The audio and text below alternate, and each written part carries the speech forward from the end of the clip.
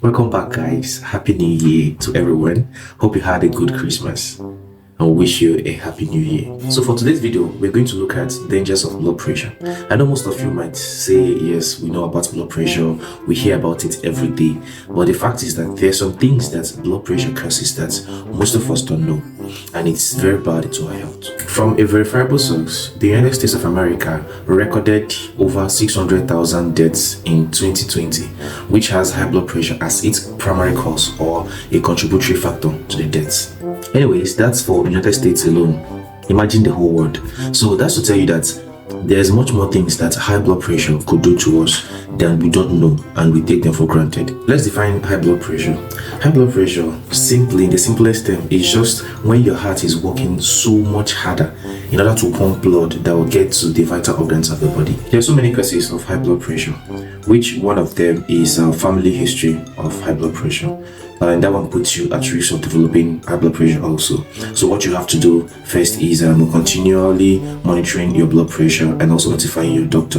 Now the second one is consuming lots of salts in your food.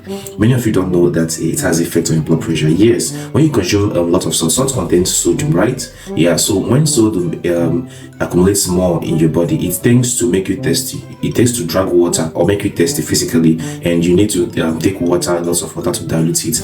By then you're adding more water to the blood volume and it increases your blood pressure just in minutes. Another one is lack of exercise. This is because when you tend not to exercise enough or regularly, the blood vessels tend to be stiff.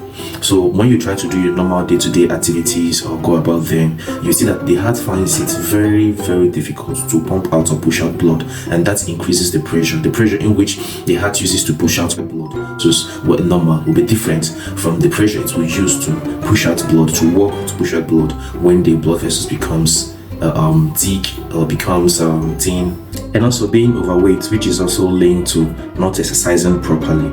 Okay, so the blood vessels, they tend to be stiff, they tend to be thin. The last one which I need to point out is intake of alcohol every time. Yes, and how it happens is that whenever you take alcohol into your body, alcohol tends to raise a hormone which you know as renin. If you know about the physiology of the process, how high blood pressure occurs, you know that renin is a potent constrictor, vasoconstrictor. So what it does is that it constricts the blood vessels, making it smaller.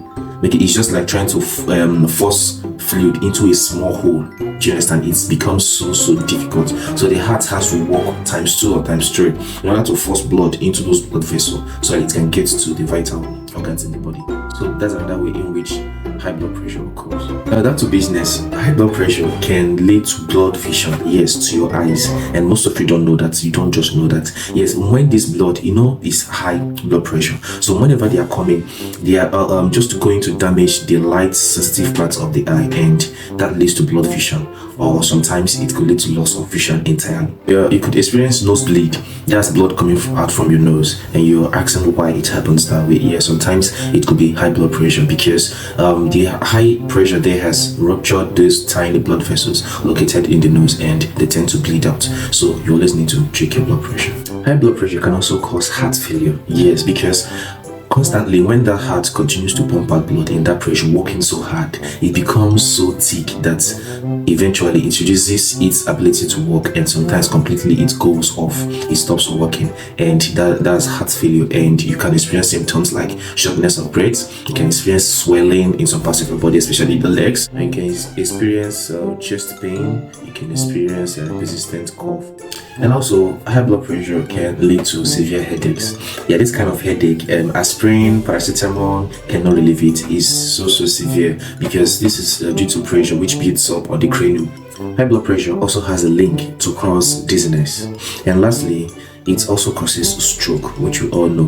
Now, how does this happen? Stroke happens when those arteries that are carrying blood to the brain get ruptured or they get blocked, and this is due to the high pressure coming from the blood. So whenever they get blocked or ruptured, you see that that part of the brain which blood is being supplied to starts to die, and there's no supply of blood.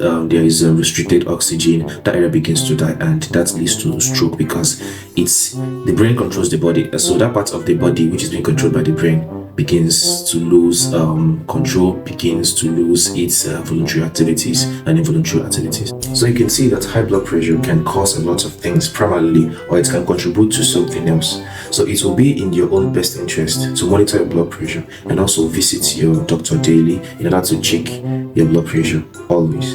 And if you notice any of these symptoms, anything I mentioned earlier on in the video, always make sure you call your doctor, or you go into your doctor. Don't go to the pharmacy to pick up a paracetamol to take, please. So by the end of this video, you can like, you can comment, you can share this video, and don't forget to subscribe to our YouTube channel. Thank you very much. Bye for now.